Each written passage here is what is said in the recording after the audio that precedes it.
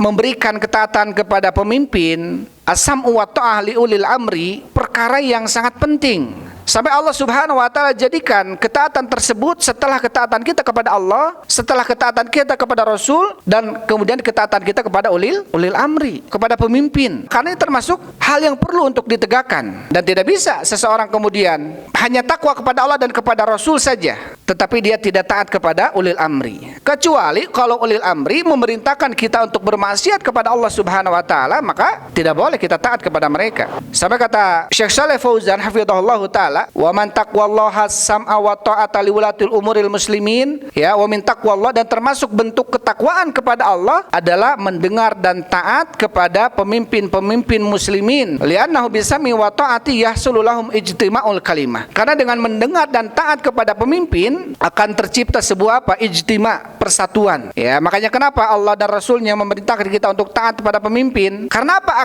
Akan tercipta sebuah apa? Ijtima', persatuan, wa quwwatul ummah, dan kekuatan umat, wa tamamul amri, dan sempurnanya urusan. Beda kalau kemudian apa? Kita membangkang. Kalau kita kemudian bahkan menjatuhkan, yang terjadi adalah justru kelemahan. Negara ini akan lemah kalau kemudian pemimpinnya kita terus demo mereka, kita terus gulingkan mereka, kita terus acak-acak mereka, ya, mereka akan lemah, dan negara ini akan lemah di mata negara-negara yang lainnya. Ketika pemimpinnya sudah tidak dihormati oleh masyarakatnya, dia akan lebih tidak dihormati oleh negara-negara yang lainnya. Maka salah satu bentuk as-sam'u wa ta'ah adalah bentuk apa? Ketakwaan kita kepada Allah dengan cara kita mendengar dan taat. Usikum bitaqwallah was-sam'u wa ta'ah, mendengar dan taat. Wa in ta'ammaru 'alaikum 'abdun, walaupun yang memerintah kalian adalah seorang hamba. Kalaupun itu terjadi, artinya nanti ke depannya ketika yang menjabat sebagai pemimpin adalah seorang budak, secara logika budak itu tidak akan jadi pemimpin. Dia budak, bagaimana bisa jadi pemimpin? Dia pun bawahan manusia, dia pun seorang budaknya manusia. Tapi kalau itu terjadi, seorang budak dia bisa jadi pemimpin, tetap kita harus apa? Kita harus taat.